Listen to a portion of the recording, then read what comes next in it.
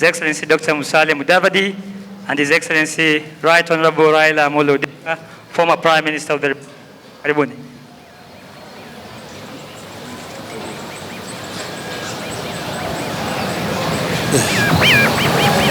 Asante. Thank you very much. This briefing, and thereafter we'll have 2 photo sessions. 1, a group photo, and 2, we'll have the 2 leaders alone on the photo. I thank you. Thank you. Can you hear me? Am I audible? Thank you. Good morning, everybody. The Right Honorable Raila Odinga, friends from the media, ladies and gentlemen, good morning. I am pleased to have you all here. Thank you for turning up. Today, I want to update the nation on the status of Kenya's candidacy for the African Union Commission chairmanship. But before I proceed, let me thank the Right Honorable Raila Odinga for the fruitful meeting and progressive discussions we have had this morning. As you already know, the Right Honorable Raila Odinga is Kenya's candidate for the chairmanship of the African Union Commission in the elections slated for February next year, that is 2025. Ladies and gentlemen, on this, we have a visionary leader to fire up the African Union to greater levels. The Right Honorable Raila is a Pan-Africanist who naturally espouses the Think Africa above all guiding principle of the AU Commission. Indeed, he holds dear the African Union's ambition of being a people-centered organization.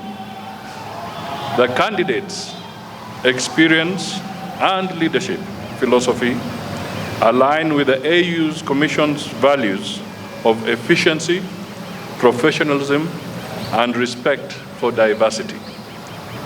We have no doubt the candidate will pursue excellence in line with the continent's collective aspirations of the Africa we want in 2063, as framed in the AU's development framework of Agenda 2063.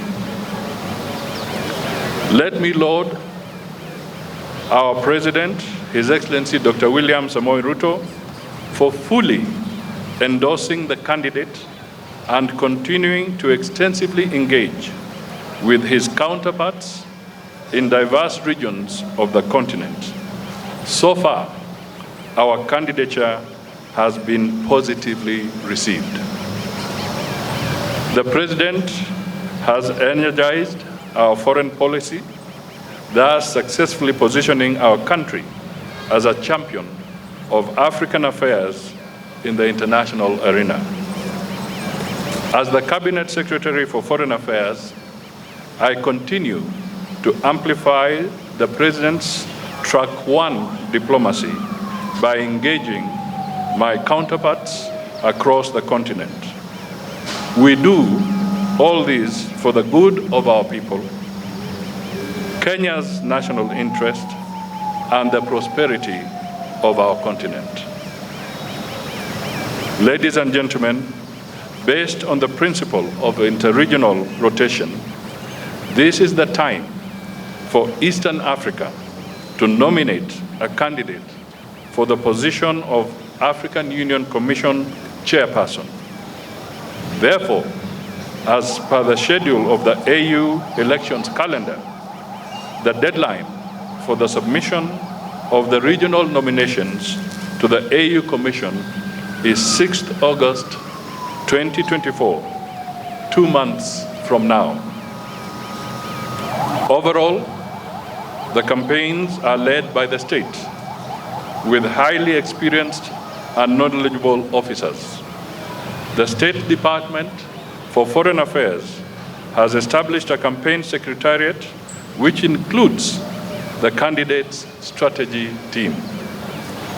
The secretariat will prepare all the briefs for use by the candidates, develop campaign materials, including digital presence, and prepare for the public debate to be broadcast live to African citizens. This will take place 6 months before the election date. Currently, the team is firming up preparatory and application documents together with requisite translations of the resume into 6 AU languages.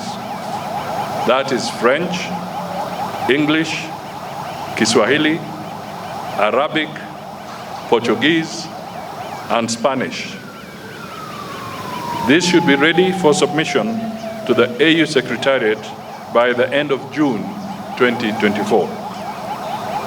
An empirical campaign strategy has been developed, which includes identifying opportunities, challenges, and risks that our candidature faces.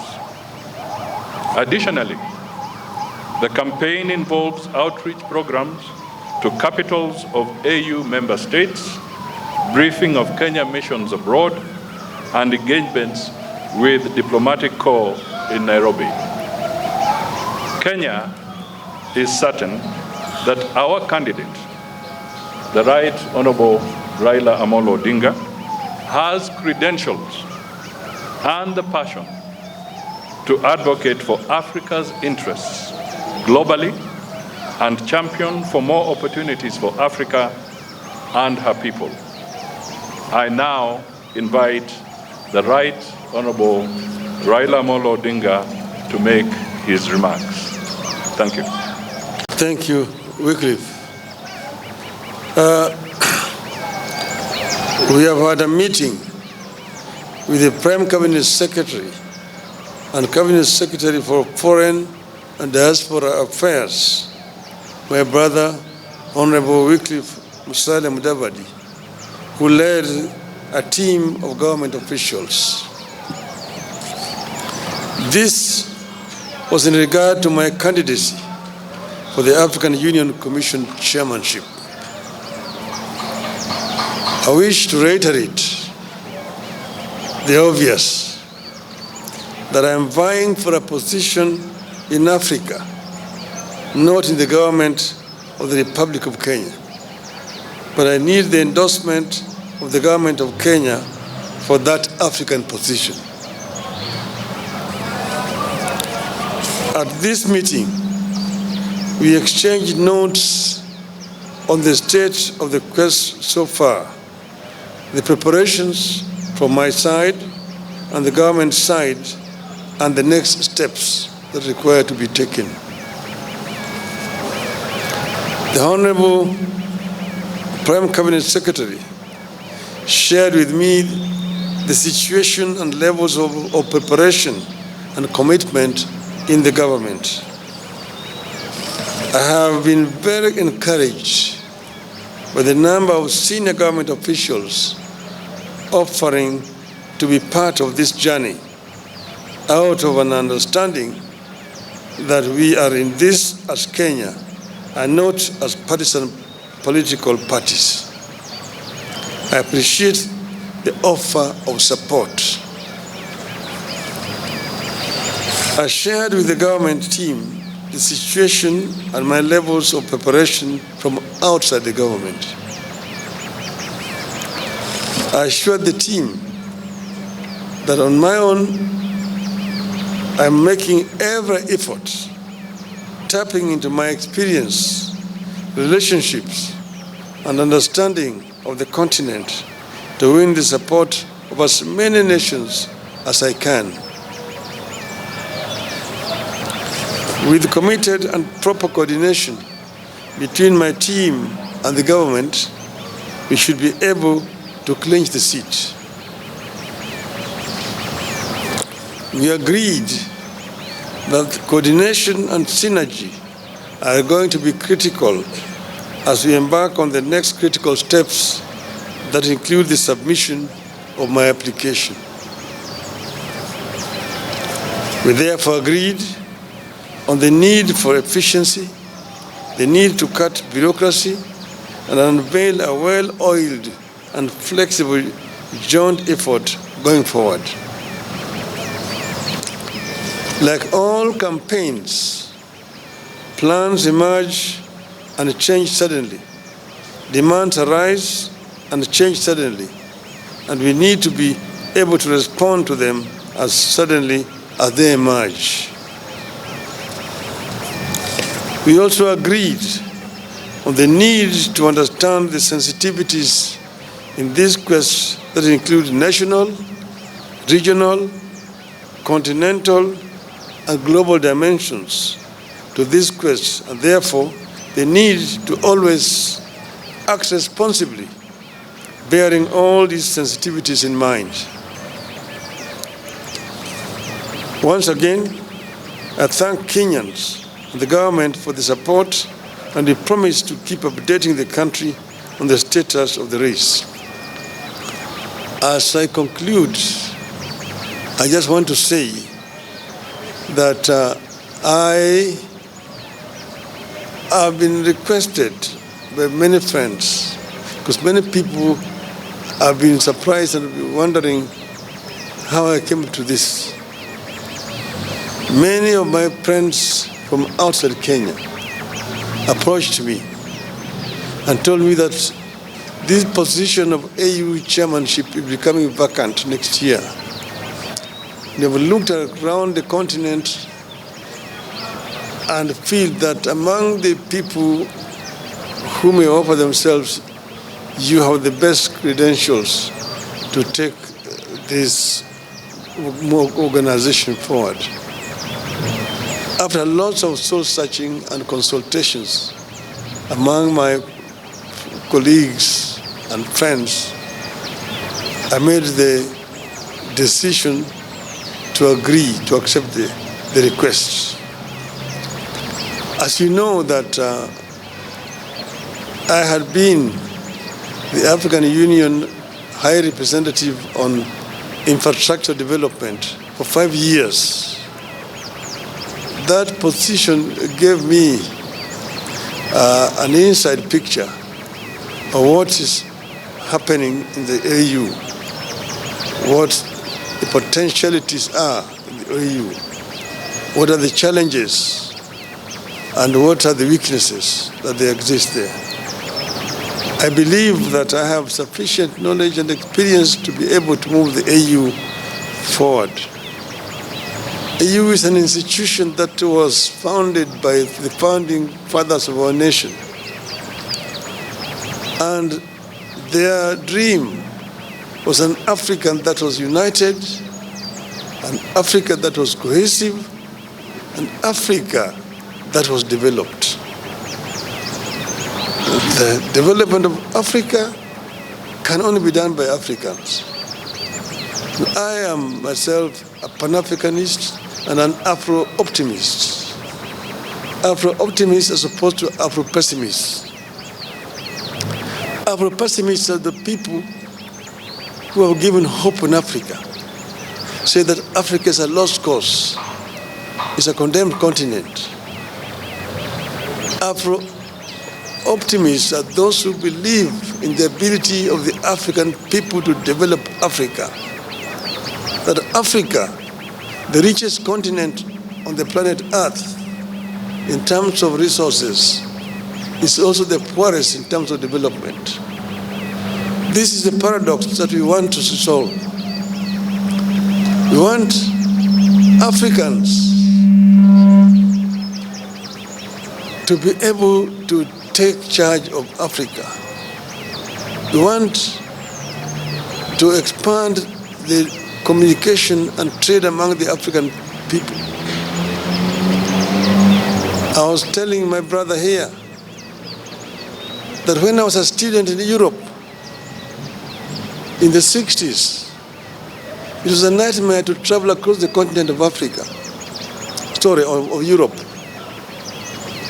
In Europe, to move from one country to the other, you needed a visa. And if you did not have a visa to transit in one country, they arrested you at the border and returned you where you come from. Today, you can travel across the whole of Europe, the Schengen visa. You want to enter somewhere and you can go to all parts of Europe.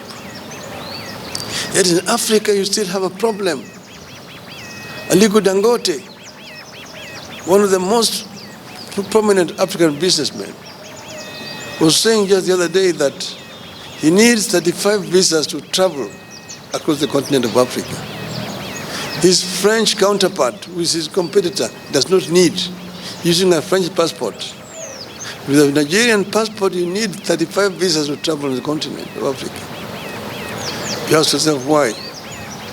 Why can you not have one African visa? It can be done.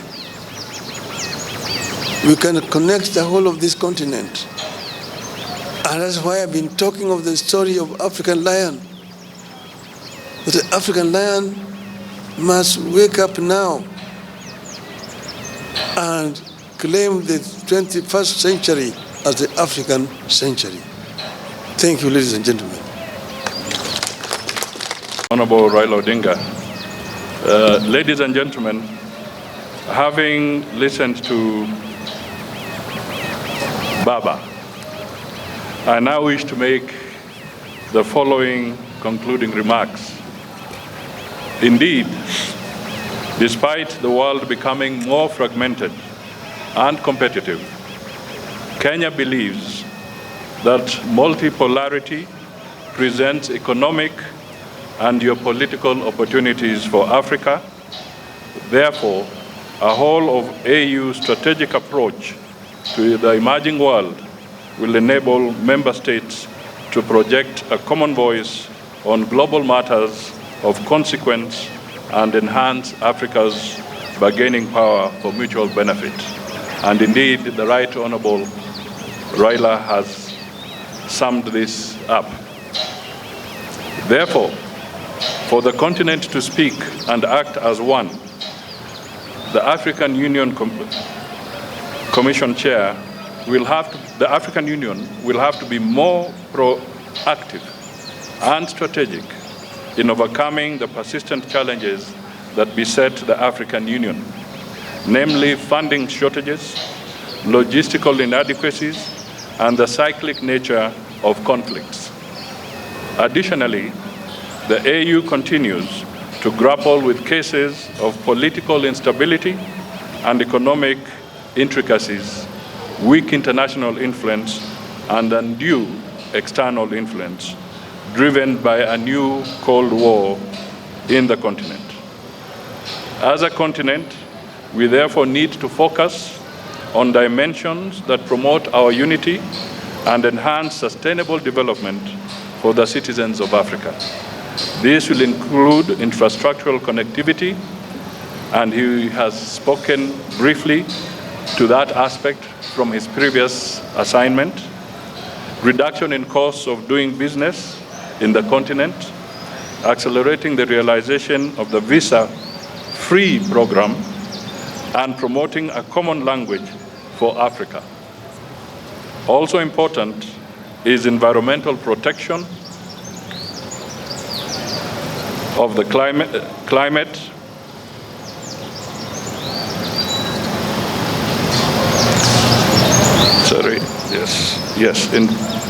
environmental protection of the climate. The continent should work in one voice to campaign for reforms of the international organizations and global financial institutions. The AU should be represented on the strategic international institutions, including membership to co-decision-making organs of the UN. We shall promote functional non-alignment that strategically seeks to establish mutually beneficial relationships globally. I may just want to emphasize here that the chairman of the AU Commission also holds the seat for Africa on the G20 forum. Ladies and gentlemen, the candidate, Honorable Raila Odinga, is a renowned champion of Think Africa above all. As per the AU values and inherently motivated by the AU vision, an integrated, prosperous, and peaceful Africa driven by its citizens and representing a dynamic force in the global arena. Our continental body should increase Pan-African awareness among a critical mass of citizens and promote the Africanization of our elites to proudly contribute to Africa's development goals and discourses. Kenya therefore envisions an AU that drives the continent beyond silencing the guns to achieving positive peace, sustainable peace, and security for collective prosperity. We have a long experience of supporting the AU and regional bodies, as well as bilateral engagements to foster peace and security regionally and globally. We envisage an AU that will give a greater voice to the continental crisis that have often become forgotten conflicts, as other global crises elsewhere get huge humanitarian and political attention. As a government and a country, we wish the Right Honorable Raila Odinga God's speed in this noble endeavor for the continent. God bless Kenya and God bless Africa. Asanteni sana. A prosperous Kenya is dependent on a prosperous Africa. And we want to make it very clear that as Raila champions issues that affect the Africa continent, Kenya is part and parcel of what he shall be championing. So we are sure that as he moves across the continent, Kenya is also a beneficiary. The second aspect of it, from a Kenyan perspective, we must look at it also as a national interest. This is not a localized issue. It's not a village challenge. This is a national interest for the people of Kenya as they prepare to offer leadership to the African continent. And as I said, we see an embodiment of those national interests in Raila's candidacy. Thank you. Kenya is part of Africa. So what Kenya is going to get is equivalent to what the rest of Africa is going to get. If we improve matters in Africa, Kenya becomes a beneficiary. One example I want to give is intra-African trade. Intra-African trade currently stands at only 15%. Africa trades very little with itself. Inter-European trade stands at 70%. Intra-Asian trade is now getting towards 60%. Even South America stands at about 30%. But Africa does not trade with itself for reasons, some of which are actually solvable, or problems solvable. You see, there are non-tariff barriers which have been introduced by some African countries, which makes it very difficult for goods to move from one African country to another African country. Secondly, there is infrastructure challenges that makes it very difficult for Africa to trade with itself. You know, Africa Continental Free Trade Area Agreement is now 2 years old, but still very little progress has been made, mainly because of these two major barriers. As the High Representative on infrastructure, I realized the challenges. Like you've been talking about intra-African highways. the Cape to Cairo, the Dakar to Djibouti, Dakar, Lagos, Lagos, Mombasa, and so on and so forth. We've been talking about the continental high-speed railway network. One, Beira to Walvis Bay. One, the old Benguela line, Lobito to Lubumbashi. The other one is the high-speed railway along the coast from Lagos to Cairo. The other one is our LAPSET, the Lamu Port, South Sudan, Ethiopia Transport Corridor, which as a representative of the AU on infrastructure, we actually extended from Juba through Bangui in Central African Republic to the port of Cameroon to create a land bridge that links the Atlantic Ocean to the Indian Ocean and opening up the interior of the continent, which are landlocked for trade. See, for example, Kenya grows tea.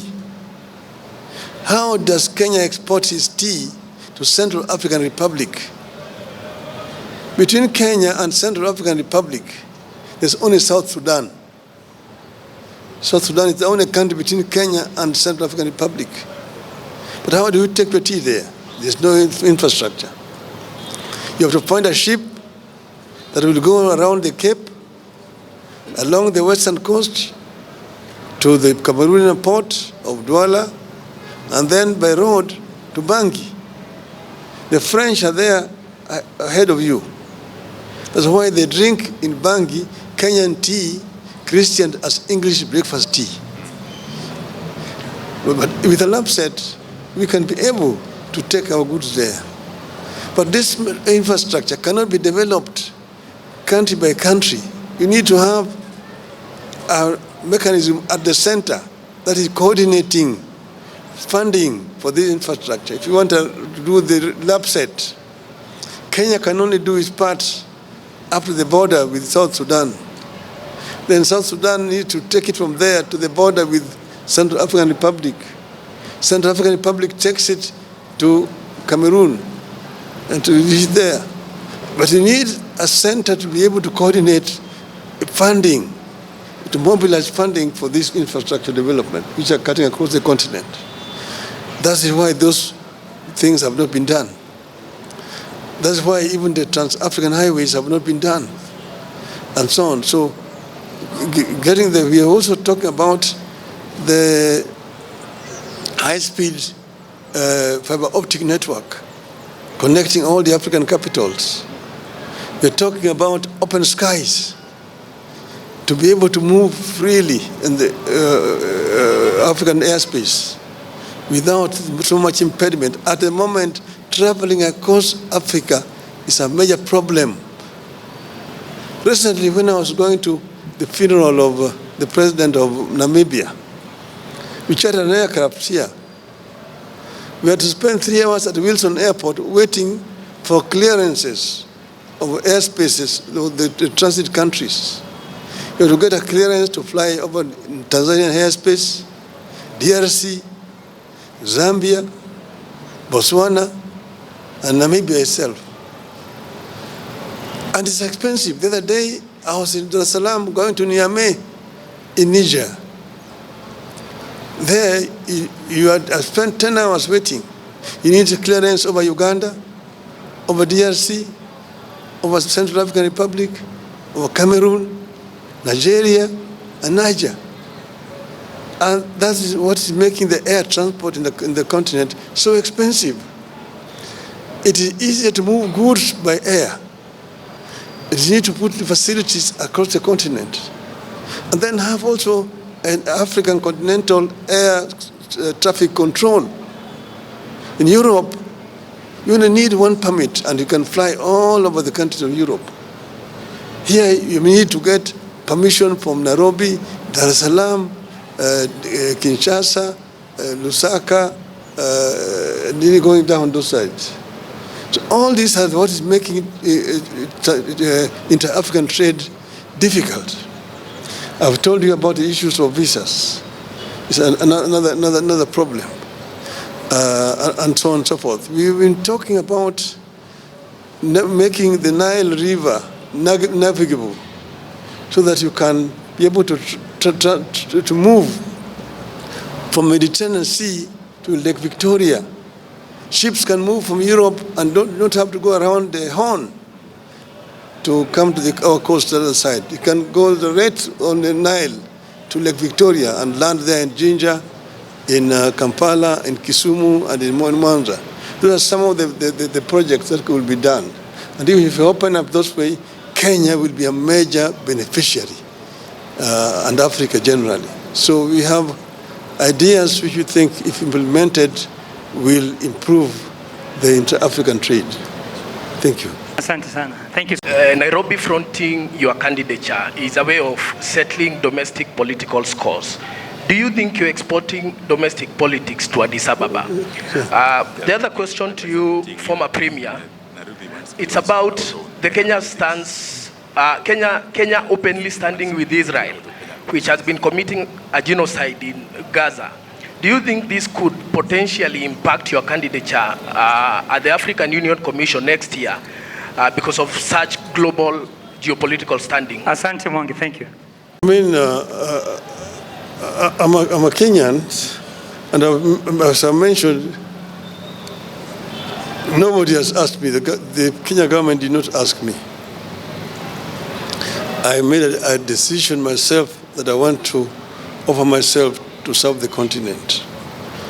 And as you know, you cannot run for this position without being sponsored by your country.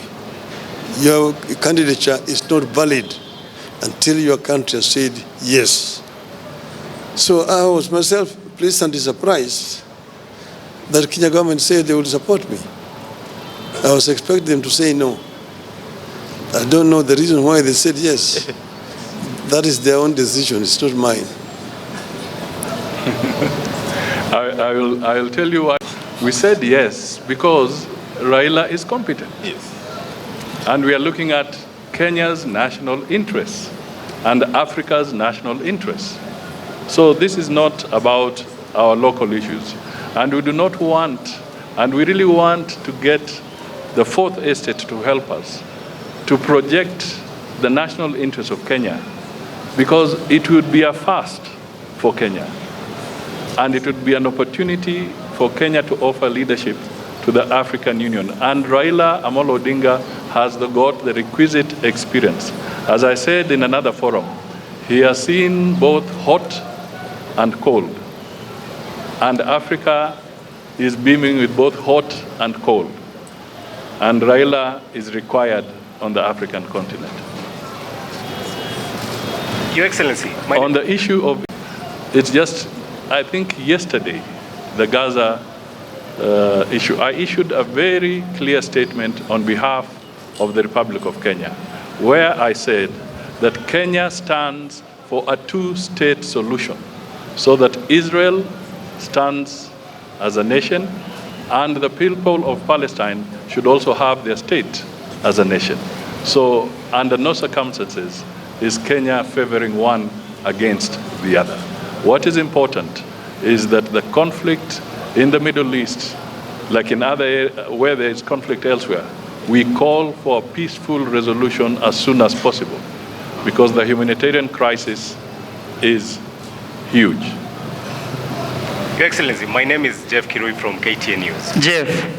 Yes, Djibouti and Seychelles also have candidates. Is it a concern to you that this might complicate matters, considering the two-third requirement to cleanse the seat? And also, could you clarify on the composition of your campaign team? As I said here, that we are focusing on Kenya's candidacy. Yeah. Other countries that have their wish to front a candidate will speak about their own. Yes. But for now, as far as we are concerned, we have a long journey to go to campaign, and our candidate is Honorable Raila Amolo Odinga. And as I indicated in my earlier remarks, that the strategy is in place, and we shall be looking at all the challenges and opportunities as we go along. And I think I should also tell you that subsequent to this, I think the lady had asked, I want to emphasize that our president has also made several strides in talking to his counterparts across Africa. And all that, I'm sure, will count for something in the next few months. Thank you. Thank you very much, ladies and gentlemen. We are now going to the next